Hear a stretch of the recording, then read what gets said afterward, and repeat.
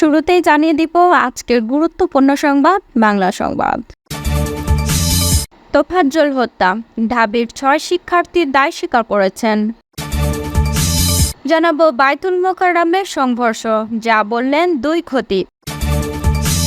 এবং সর্বশেষ জানাবো সারা দেশে গন্ডগোল মারামারি নিয়ে তারেক রহমান যা বললেন, ধর্ম যার যার, নিরাপত্তা পাওয়ার অধিকার সবার। এতক্ষণ শুনছিলেন সংবাদ শিরোনাম, এখন থাকছে বিস্তারিত। প্রিয় দর্শক, নিউজটি ভালো লাগলে চ্যানেলটি অবশ্যই সাবস্ক্রাইব করে সঙ্গে থাকুন এবং এই ভিডিও সম্পর্কে আপনার মূল্যবান মতামতটি কমেন্ট বক্সে জানিয়ে দিন। ধন্যবাদ। ঢাকা বিশ্ববিদ্যালয়ের ফজলুল হক মুসলিম হলে তোফাজ্জল হোসেন নামক এক যুবককে পিটিয়ে হত্যার অভিযোগে গ্রেপ্তার 6 শিক্ষার্থী দায় স্বীকার করে আদালতে জবানবন্দি দিয়েছেন। শুক্রবার ঢাকার মেট্রোপলিটন ম্যাজিস্ট্রেট সাদ্দাম হোসেনের আদালত তাদের জবানবন্দি রেকর্ড করেন। শিক্ষার্থীরা হলেন পদার্থবিজ্ঞান বিভাগের শিক্ষার্থী মোহাম্মদ জালাল মিয়া, মৃত্তিকা, পানি ও পরিবেশ বিভাগের শিক্ষার্থী সুমন মিয়া, পুষ্টি ও খাদ্য বিভাগ ইনস্টিটিউটের শিক্ষার্থী মোহাম্মদ মোত্তাকিন শাকিন এবং আল হুসাইন সাজ্জাদ, আহসানুল্লাহ ও আজিবুল আলম নামে 3 শিক্ষার্থী। এদের মধ্যে জালাল মিয়া হল শাখা ছাত্রলীগের সাবেক বিজ্ঞান ও প্রযুক্তি বিষয়ক উপসম্পাদক ছিলেন। এদিন সকালে তাদের আদালতে হাজির করা হয়। এ সময় তারা স্বেচ্ছা স্বীকারোক্তিমূলক জবানবন্দি দিতে সম্মত হন। পরে শাহবাগ থানার সাব ইন্সপেক্টর আমিনুল ইসলাম তাদের জবানবন্দি রেকর্ড করার আবেদন করেন। পরে আদালত তাদের জবানবন্দি রেকর্ড শেষে কারাগারে পাঠানোর আদেশ দেন। জানা গেছে, তোফাজ্জল নামের ওই যুবক গত 18 সেপ্টেম্বর রাত 8টার দিকে বঙ্গবাজার এলাকার পার্শ্ববর্তী FH হলের ফটক দিয়ে মাঠের ভেতরে যান।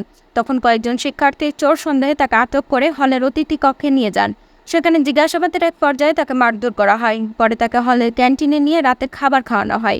এরপর আবার তাকে হলের অতিথি কক্ষে এনে ব্যাপকভাবে মারধর করে কয়েকজন শিক্ষার্থী। প্রত্যক্ষদর্শীদের ভাষ্য মতে এ সময় ওই যুবককে স্ট্যাম্প দিয়ে মারধর করা হয়েছিল।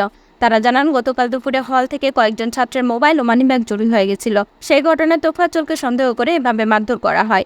পরে গভীর রাতে 12টার দিকে হলের কয়েকজন আবাসিক শিক্ষক তোফাজ্জলকে ঢাকা মেডিকেল কলেজ হাসপাতালে নিয়ে গেলে চিকিৎসক তাকে মৃত ঘোষণা করেন। এ ঘটনায় 19 সেপ্টেম্বর বিশ্ববিদ্যালয়ের SST officer supervisor Mohammad Amanullah বাদী হয়ে মামলা করেন। পরে তাদের গ্রেপ্তার করা হয়। বাংলাদেশের জাতীয় মসজিদ বাইতুল মোকাররমে জুম্মার নামাজের ইমামতি কে করবেন তা নিয়ে বিবাদ ও সংঘর্ষের ঘটনা ঘটেছে। আজ শুক্রবার জুম্মার নামাজের আগে সংঘর্ষের ঘটনা ঘটে। মসজিদের ভেতরে ভাঙচুরও চালানো হয়। অতীতে বিভিন্ন সময় রাজনৈতিক কারণে বাইতুল মোকাররম প্রাঙ্গণে উত্তেজনাকর পরিস্থিতি দেখা গেলেও মসজিদের ভেতরে এমন ভাঙচুর ও হামলার ঘটনা নজিরবিহীন। ঘটনার ভিডিও সামাজিক যোগাযোগ মাধ্যমে খুব দ্রুত ছড়িয়ে পড়ে। মসজিদের ভেতরে এ ধরনের ঘটনা ব্যাপক সমালোচনারও জন্ম দিয়েছে। এ ঘটনার জন্য পরস্পরকে দোষারোপ করছেন ঘটনার কেন্দ্রে থাকা খতিব ও দায়িত্বপ্রাপ্ত ইমাম। জানা যায়, বাইতুল মোকাররম মসজিদে জুমার নামাজ আদায় করতে দূর দূরান্ত থেকেও অনেকে আসেন। সাধারণত জুমার নামাজে ইমামতি করেন মসজিদের খতিব। তবে বাইতুল মোকাররমের খতিব মোহাম্মদ রুহুল আমিন গত জুলাই থেকে অনুপস্থিত থাকায় এতদিন অন্য দায়িত্বশীলদের দিয়েই সে দায়িত্ব পালন করানো হয়। দেশের অনেক সংবাদ মাধ্যমের খবরে বলা হয়েছে, সরকার পতনের পর আত্মগোপনে গেছেন বাইতুল মোকাররমের খতিব মোহাম্মদ রুহুল আমিন। অবশ্য এই সময় অসুস্থ ছিলেন বলে জানান রুহুল আমিন। প্রায় 2 মাস পর শুক্রবারে তিনি মসজিদে আসেন। শুক্রবার জুমার নামাজের ইমামতির জন্য আগে থেকে দায়িত্ব দেওয়া হয়েছিল মোহাম্মদ আবু সালেহ পাটোয়ারিকে। আবু সালেহ পাটোয়ারি সহ কয়েকজন মুসল্লি খতিবের কক্ষে গিয়ে রুহুল আমিনকে জুম্মার নামাজের ইমামতি থেকে বিরত থাকতে বলেন। এ বিষয়ে আবু সালেহ পাটোয়ারিকে বলেন, পরিস্থিতি বিবেচনায় অনুরোধ করা হয়েছে। অন্যদিকে রুহুল আমিন বলেছেন, তাকে দায়িত্ব পালনে বাধা দেওয়া হয়েছে। এরপর সেখান থেকে গিয়ে খুতবায় দাঁড়ান মোহাম্মদ আবু সালেহ পাটোয়ারি। কিছুক্ষণ পর সেখানে আসেন রুহুল আমিন।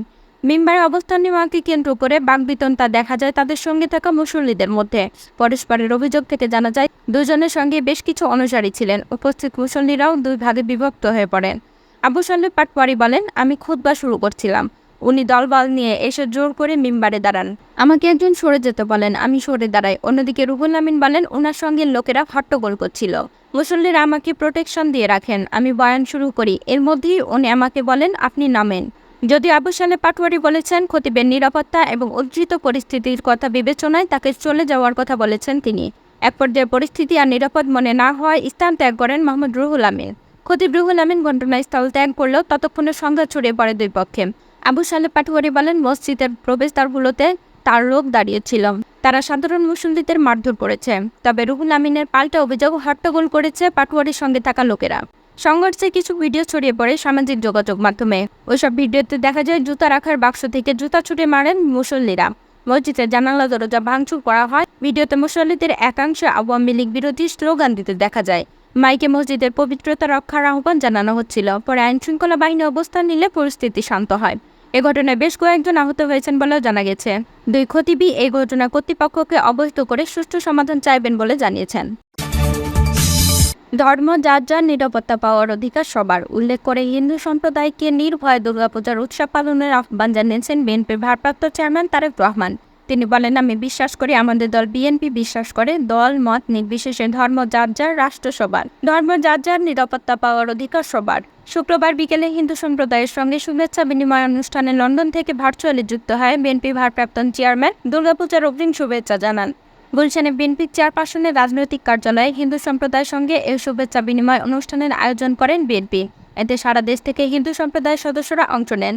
তারেক রহমান বলেন, এই বাংলাদেশ আপনার, আমার, আমাদের সবার। বাংলাদেশের প্রতিটি নাগরিক সব ক্ষেত্রে সমান অধিকার ভোগ করবে। এটাই বিএনপির নীতি, এটাই বিএনপির রাজনীতি।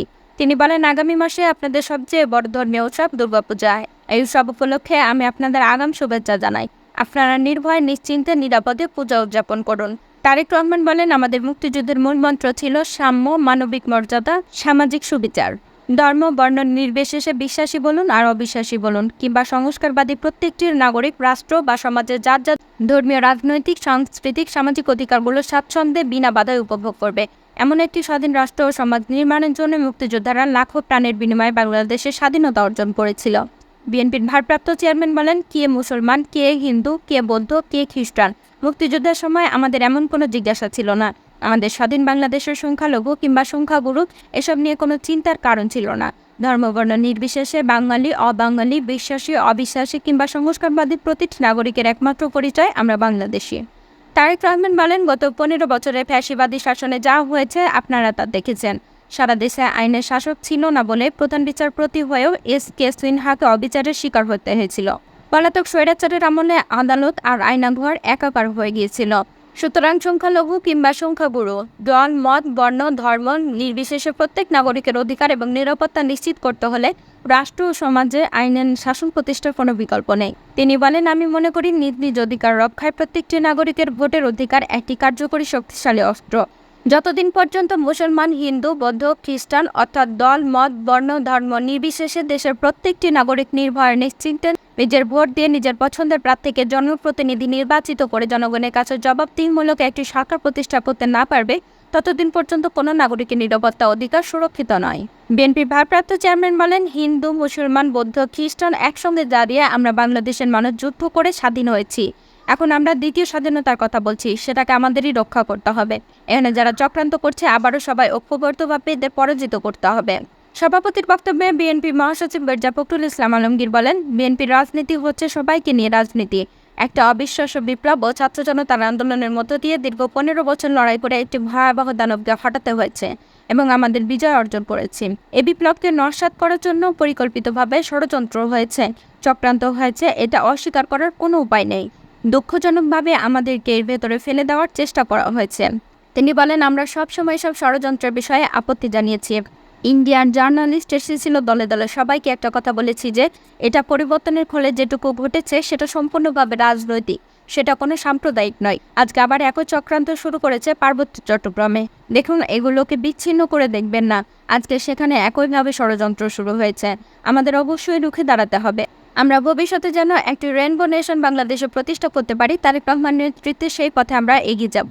বিএনপি ধর্ম বিষয়ক সহ সম্পাদক অমলেন্দু দাস অপু এবং হিন্দু বৌদ্ধ খ্রিস্টান কল্যাণ ফ্রন্টের মহাসচিব তপন দের যৌথ পরিচালনায় শুভেচ্ছা বিনিময় অনুষ্ঠানে ডক্টর খন্দকার মোশাররফ হোসেন, ডক্টর আব্দুল মঈন খান, ভাইস চেয়ারম্যান নিতাই রায়চৌধুরী, চেয়ারপারসনের উপদেষ্টা অধ্যাপক সুকোমল বড়ুয়া, গণফোরামের সাধারণ সম্পাদক সুব্রত চৌধুরী, হিন্দু বৌদ্ধ খ্রিস্টান কল্যাণের চেয়ারম্যান বিজন কান্তি সরকার, ফেনীর কামাখ্যা চন্দ্র, খাগড়াছড়ির অজয় সেনগুপ্ত, সাভারের উত্তম ঘোষ, খুলনার সুজানা জলি, বরিশালের সঞ্জয় গুপ্ত, অবসরপ্রাপ্ত টিভি প্রযোজক মনোজ সেনগুপ্ত, গৌর সিনহা প্রমুখ এতে বক্তব্য দেন।